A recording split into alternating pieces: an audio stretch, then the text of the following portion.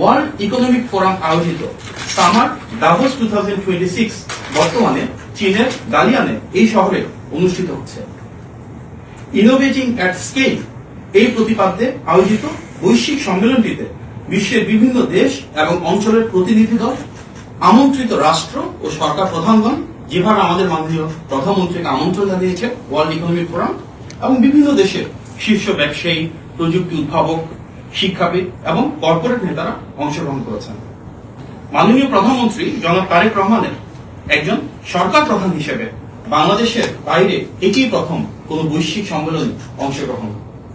এই সম্মেলনের মাধ্যমে তার যে মূল লক্ষ্য বাংলাদেশে অধিকতর বৈদেশিক বিনিয়োগ নিশ্চিত করা, কর্মসংস্থান সৃষ্টি করা, জলবায়ু সহনশীলতা এবং টেকসই উন্নয়নের যে অগ্রযাত্রা রয়েছে সেটিকে আন্তর্জাতিক বিনিয়োগ এবং অংশীদারিত্বের সাথে আরো গভীরভাবে সম্পৃক্ত করা। একই সঙ্গে বাংলাদেশের ব্যবসা যে সবার জন্য উন্মুক্ত, আমরা ডিরেগুলেশন করছি, ইকোনমিক লিবারালাইজেশন করছি, ফরেন ইনভেস্টমেন্ট অ্যাট্রাক্ট করছি, সেগুলোর জন্য কিন্তু বৈশ্বিক বিনিয়োগকারীদের আস্থা তৈরি করা, একটা প্রতিযোগিতামূলক পরিবেশ তৈরি করা, সেগুলো নিয়ে ধারাবাহিকভাবে আলোচনা চলছে। প্রিয় সাংবাদিকবৃন্দ, ওয়ার্ল্ড ইকোনমিক ফোরামের প্রেসিডেন্ট এবং সিইও আলুইস জুইঙ্গি আজকে মাননীয় প্রধানমন্ত্রীর সাথে একটি সৌজন্য সাক্ষাৎ করেছেন। সেখানে বাংলাদেশের গণতান্ত্রিক সরকার কিভাবে বিনিয়োগ বৃদ্ধি করতে পারে, কিভাবে কর্মসংস্থান সৃষ্টি করতে পারে, কিভাবে দেশের মানুষের অগ্রযাত্রার পথে আরো ধাবিত করা যায়, এগুলি নিয়ে তাদের বিশদ আলোচনা হয়েছে। এবং ওয়ার্ল্ড ইকোনমিক ফোরামে আজকে অনেকেই বাংলাদেশ সরকারের বিভিন্ন কর্মসূচির ভূয়সী প্রশংসা করেছেন। আজ সন্ধ্যায় মাননীয় প্রধানমন্ত্রী ওয়ার্ল্ড ইকোনমিক ফোরামে climate leadership in a shifting global landscape নামক সেশনে বক্তব্য রেখেছেন। অত্যন্ত গুরুত্বপূর্ণ এই বক্তব্যে তিনি জলবায়ু পরিবর্তনের প্রেক্ষিতে নির্বাচিত সরকার কর্তৃক গৃহীত বিভিন্ন কর্মসূচি, যেগুলো আন্তর্জাতিকভাবে স্বীকৃতি পেয়েছে, প্রশংসিত হয়েছে, সেগুলো তুলে ধরেছেন।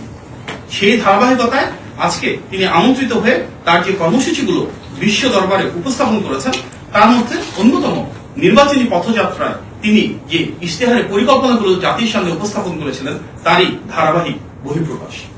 জনগণের ভোটে নির্বাচিত সরকারের প্রধান হিসেবে মাননীয় প্রধানমন্ত্রী দেশে যেমন জনগণের অবাধ আস্থা এবং ভালোবাসায় সিক্ত হয়েছেন, ঠিক তেমনি আন্তর্জাতিক অঙ্গনেও একটি মর্যাদা সম্পন্ন রাষ্ট্রের সরকার প্রধান হিসেবে তিনি সর্বোচ্চ রাষ্ট্রীয় সম্মাননা ও আনুষ্ঠানিকতার মাধ্যমে সর্বত্র গৃহীত হচ্ছেন।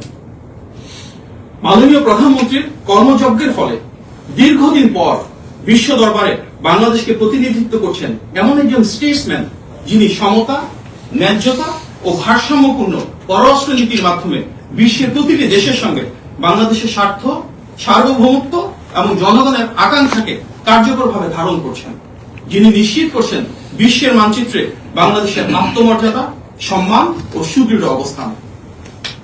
দালিয়ানে ওয়ার্ল্ড ইকোনমিক ফোরামের সামার ডাভোসে মাননীয় প্রধানমন্ত্রীর অংশগ্রহণ সেই ধারাবাহিকতায় বাংলাদেশের জন্য বিনিয়োগ সৃষ্টি, কর্মসংস্থানের সুযোগ সম্প্রসারণের এমন একটি সুযোগ, এবং তার পাশাপাশি বিশ্বের বিভিন্ন দেশে যে বেস্ট প্র্যাকটিস গুলো রয়েছে, আলাপ আলোচনার মাধ্যমে সেগুলোকে কিভাবে বাংলাদেশে ইমপ্লিমেন্ট করা যায়, সেটি আলোচনার একটি ক্ষেত্র।